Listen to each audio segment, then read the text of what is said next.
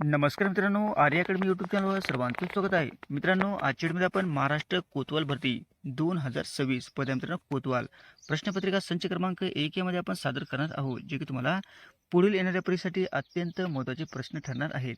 तुम्ही जर चॅनल नवीन असेल चॅनल ऐकाने सबस्क्राईब करायचं आहे. चला तर मग व्हिडिओला स्टार्ट करूया.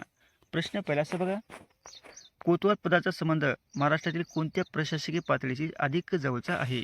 कोतवाल पदाचा संबंध महाराष्ट्रातील कोणत्या प्रशासकीय पातळीशी अधिक जवळचा आहे? प्रश्न खूप महत्त्वाचा मित्रांनो. ऑप्शन क्रमांक 4 म्हणजे गाव पातळीशी आहे. काय मित्रांनो? गाव पातळीशी हे आपले योग्य आन्सर होईल. प्रश्न क्रमांक 2 मित्रांनो, शिवाजी महाराजांचा जन्म कधी झाला बघा. शिवाजी महाराजांचा जन्म कधी झालेला आहे? ऑप्शन क्रमांक 1 म्हणजे 19 फेब्रुवारी 1630 मध्ये छत्रपती शिवाजी महाराजांचा जन्म झालेला आहे. हे आपले योग्य आन्सर होईल. प्रश्न क्रमांक 3 मित्रांनो, मराठी भाषेतील पहिले वृत्तपत्र कोणते आहे बघा. मराठी भाषेतील पहिले वृत्तपत्र खालीलपैकी कोणते आहे ते आपल्याला सांगायचे आहे. ऑप्शन क्रमांक 3 म्हणजे दर्पण. दर्पण काय मित्रांनो? मराठी भाषेतील पहिले वृत्तपत्र आहे. हे आपले योग्य आन्सर होईल. प्रश्न क्रमांक 4 मित्रांनो, कोतवालाच्या कार्यात खालीलपैकी कोणता गुण विशेषतः महत्त्वाचा ठरू शकतो बघा. कोतवालाच्या कार्यात खालीलपैकी कोणता गुण विशेषतः महत्त्वाचा ठरू शकतो? ऑप्शन क्रमांक 1 म्हणजे स्थानिक परिस्थितीची माहिती देणे. काय मित्रांनो? स्थानिक परिस्थितीची माहिती देणे हा काय मित्रांनो कोतवालाचा विशेष गुण आहे, म्हणजे विशेष कार्याचा गुण आहे. हे आपले योग्य आन्सर होईल. प्रश्न क्रमांक 5 मित्रांनो, राजश्री शाहू महाराजांचे मूळ नाव डॅडॅश होते बघा. राजश्री शाहू महाराजांचे मूळ नाव डॅडॅशी होते, म्हणजे मूळ नाव शाहू महाराजांचे सांगायचे आहे. ऑप्शन क्रमांक 2 म्हणजे यशवंतराव हे म्हणजे राजश्री शाहू महाराजांचे मूळ नाव म्हणजे यशवंतराव हे होते. हे आपले योग्य आन्सर होईल.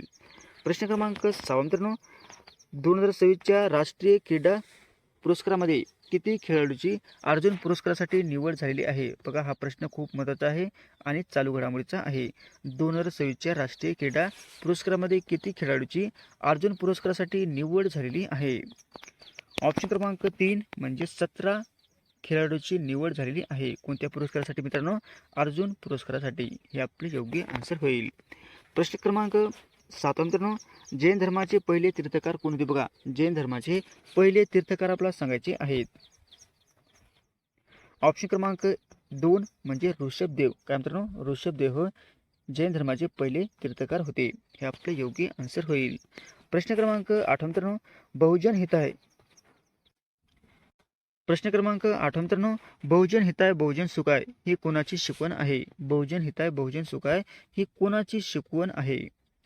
ऑप्शन क्रमांक 2 म्हणजे बौद्ध धर्माची शिकवण आहे. हे आपले योग्य आन्सर होईल. प्रश्न क्रमांक 9 मित्रांनो, ऑगस्ट 2026 मध्ये भारताने किती नवीन अणुभट्ट्या उभारण्याची लक्ष्य नमूद केलेले आहे? बघा, प्रश्न खूप महत्त्वाचा आहे. ऑगस्ट 2026 मध्ये भारताने किती नवीन अणुभट्ट्या उभारण्याचे लक्ष्य नमूद केलेले आहे?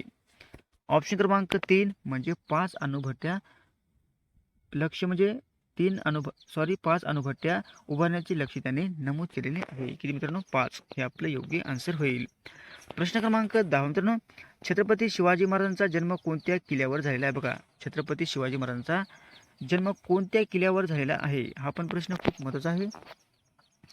ऑप्शन क्रमांक 2 म्हणजे शिवनेरी किल्ल्यावर छत्रपती शिवाजी महाराजांचा जन्म झालेला आहे. हे आपले योग्य आन्सर होईल. प्रश्न क्रमांक 11 मित्रांनो, गुलामगिरी हा ग्रंथ कोणी लिहिलेला आहे? बघा, गुलामगिरी हा ग्रंथ कोणी लिहिलेला आहे? ऑप्शन क्रमांक 2 म्हणजे महात्मा फुले यांनी गुलामगिरी हा ग्रंथ त्यांनी लिहिलेला आहे. हे आपले योग्य आन्सर होईल. प्रश्न क्रमांक 12 मित्रांनो, पंजाब केसरी कोणाला संबोधले जाते? बघा, पंजाब केसरी कोणाला संबोधले जाते?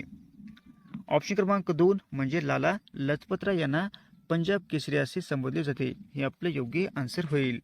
प्रश्न क्रमांक 13 मित्रांनो, भारताचे हॉकीचे जादूगर म्हणून कोणाला ओळखले जाते? बघा, भारताचे हॉकीचे जादूगर म्हणून कोणाला ओळखले जाते?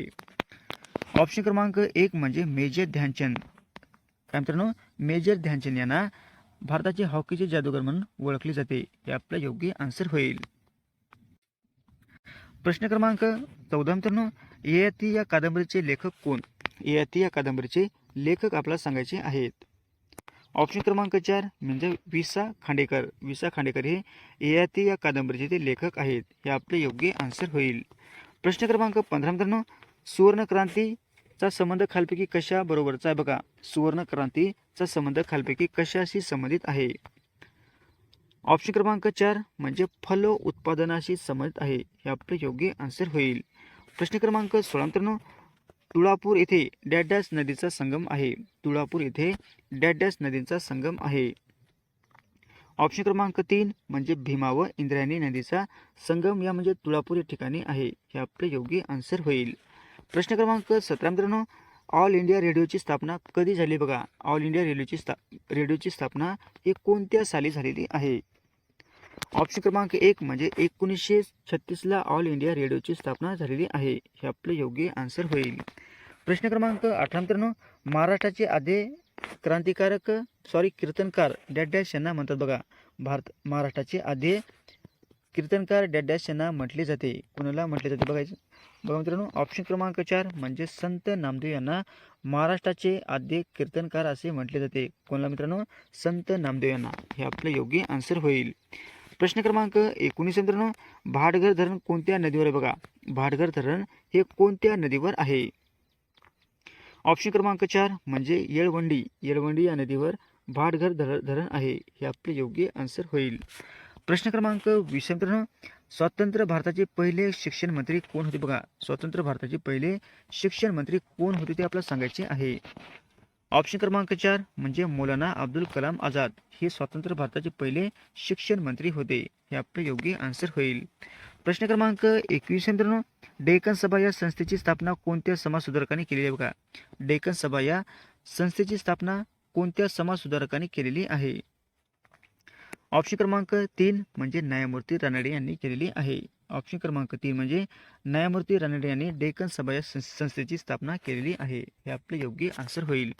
प्रश्न क्रमांक 22 मित्रांनो, डॅश डॅश हे भारतातील सर्वात लांब धरण आहे. डॅश डॅश हे भारतातील सर्वात लांब धरण आहे. ऑप्शन क्रमांक 2 म्हणजे हिराकुंड काय मित्रांनो भारतातील सर्वात लांब धरण आहे. हे आपले योग्य आन्सर होईल. प्रश्न क्रमांक 23 मित्रांनो, बोर अभयारण्य डॅश डॅश या जिल्ह्यामध्ये आहे. बोर अभयारण्य डॅश डॅश या जिल्ह्यामध्ये आहे. ऑप्शन क्रमांक 3 म्हणजे वर्धा या जिल्ह्यामध्ये बोर अभयारण्य आहे. हे आपले योग्य आन्सर होईल. प्रश्न क्रमांक 24 मित्रांनो, क्षयरोगाचे कारण काय असते बघा. क्षयरोगाचे नेमके कारण काय असते. ऑप्शन क्रमांक 2 म्हणजे जीवाणूमुळे होणारा रोग म्हणजे क्षयरोग आहे. हे आपले योग्य आन्सर होईल. प्रश्न क्रमांक 25 मित्रांनो, महाराष्ट्रात पहिली मुलींची शाळा कोणी स्थापन केलेली आहे. महाराष्ट्रामध्ये पहिली मुलींची शाळा कोणी स्थापन केलेली आहे. ऑप्शन क्रमांक 4 म्हणजे महात्मा फुले यांनी महाराष्ट्रातील पहिली मुलींची शाळा त्यांनी स्थापन केलेली आहे. हे आपले योग्य आन्सर होईल. प्रश्न क्रमांक 26 मित्रांनो, आभाळ फाटणे या वाक्यप्रचाराचा अर्थ कोणता आहे बघा. आभाळ फाटणे या वाक्यप्रचाराचा आपला अर्थ सांगायचा आहे. ऑप्शन क्रमांक 2 म्हणजे सर्व बाजूने संकट येणे त्याला आपण आभाळ फाटणे असे म्हटले जाते. हे आपले योग्य आन्सर होईल. प्रश्न क्रमांक 27 मित्रांनो, सदा सर्वदा योग तुझा घडावा या वाक्यातील क्रियाविशेषण कोणते बघा. सदा सर्वदा योग तुझा घडावा या वाक्यातील आपला क्रियाविशेषण ओळखायचे आहे. ऑप्शन क्रमांक 3 म्हणजे सदा सर्वदा हे काय मित्रांनो क्रियाविशेषण आहे. हे आपले योग्य आन्सर होईल. प्रश्न क्रमांक 28 मित्रांनो, प्रयागराज हे कोणत्या शहराचे नाव आहे. प्रयागराज हे कोणत्या शहराचे नाव आहे. ऑप्शन क्रमांक 4 म्हणजे अलाहाबाद या शहराचे नाव म्हणजे प्रयागराज आहे. हे आपले योग्य आन्सर होईल.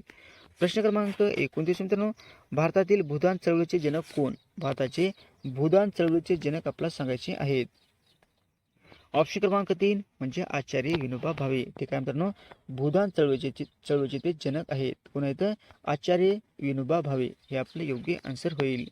प्रश्न क्रमांक 30 मित्रांनो, लोकसभा व राज्यसभा यांच्या संयुक्त बैठकीचे अध्यक्षपद कोण भूषवतात बघा.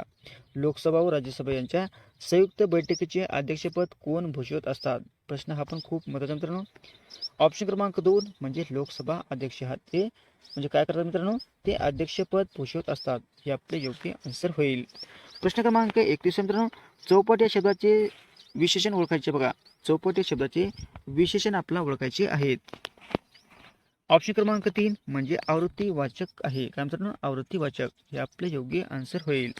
प्रश्न क्रमांक 32 मित्रांनो, कोणती नदी दक्षिण गंगा म्हणून ओळखली जाते? बघा, कोणती नदी आहे ती दक्षिण गंगा म्हणून ओळखली जाते?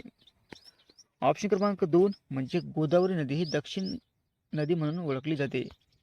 हे आपले योग्य आन्सर होईल. प्रश्न क्रमांक 33 मित्रांनो, बौद्ध धर्मातील त्रिपिटक कोणत्या भाषेत लिहिलेले आहे? बघा, बौद्ध धर्मातील त्रिपिटक हे कोणत्या भाषेमध्ये लिहिलेले आहे? ऑप्शन क्रमांक 2 म्हणजे पाली भाषेमध्ये लिहिलेले आहे. हे आपलं योग्य आन्सर होईल.